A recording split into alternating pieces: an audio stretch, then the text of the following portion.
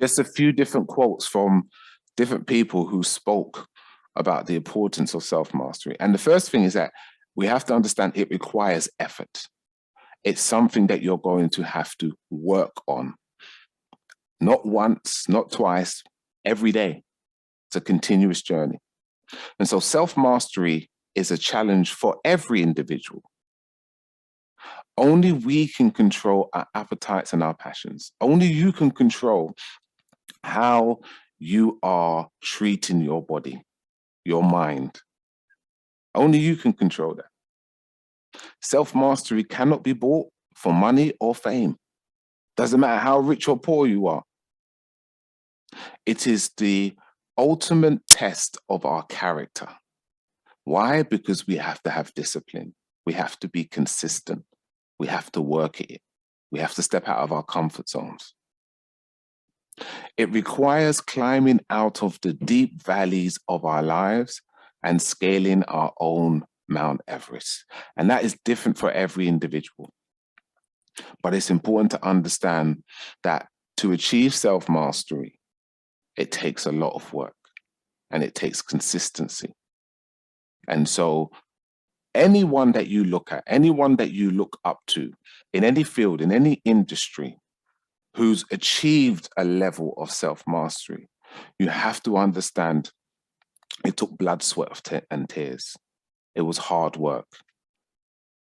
And you listen to any of them speak, they don't say, yeah, it was nothing. I just woke up, did it, it was done. It requires work and effort. I touched on it before, but self-mastery requires discipline. Discipline is like the roots of a tree. It's foundational. Without it, we cannot achieve anything. Stephen Covey, who was the author of the great book, 7 Habits of Highly Effective People.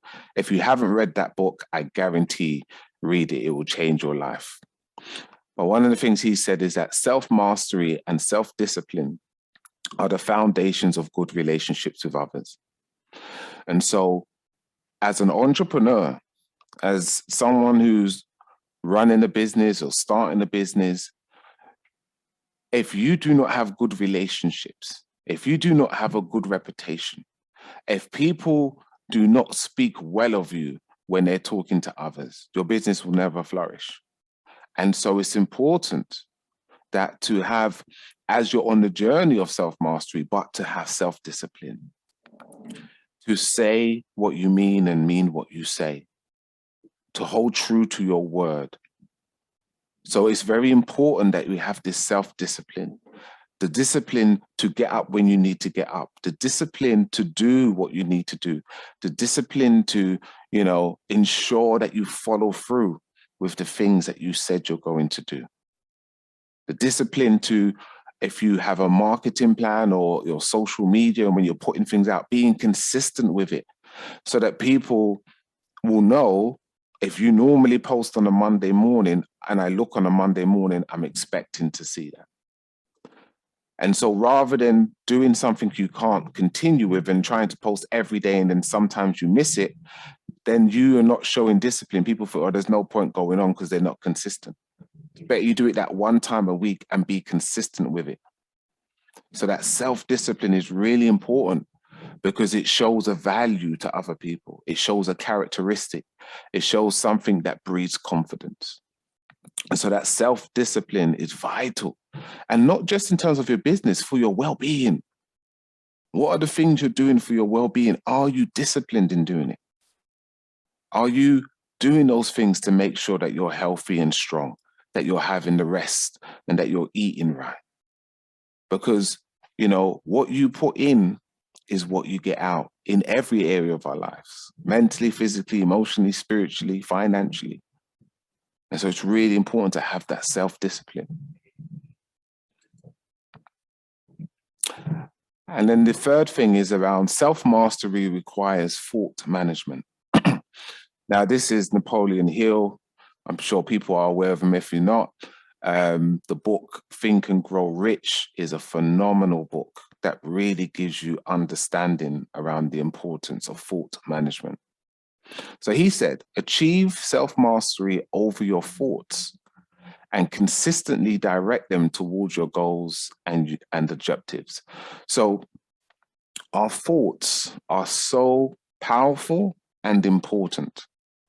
And often people are not aware of how much they alter and influence us. And so, as the saying says, where the mind goes, the energy flows. Because our thought processes are so powerful that it has the ability to light a 15 to 25 watt amp. So your thoughts are energy, they're powerful. And so when we are thinking in positive ways, it can be great for us. But when we are thinking in negative ways, it can be detrimental because of the energy and the power that it holds. He went on to say, learn to focus your attention on the goals that you want to achieve and on finding ways to achieve those goals. So it's really important that how we are thinking, what we are entertaining, where we are placing our energies is powerful, because we can bring forth life and death by our thoughts. And, you know, there is years of research and experience of this, even in the medical field. There's over 100 years research of showing the power of how our thought processes even influences our health and our well-being, the placebo and the nocebo effect. And so this is not just hocus pocus talking in the air. This has been backed by science over 100 years. And so it's really important that we understand the power of our thoughts and how it can actually change us and bless us or be a curse to us by how we are thinking. Our thinking can make us well, and our thinking can make us unwell.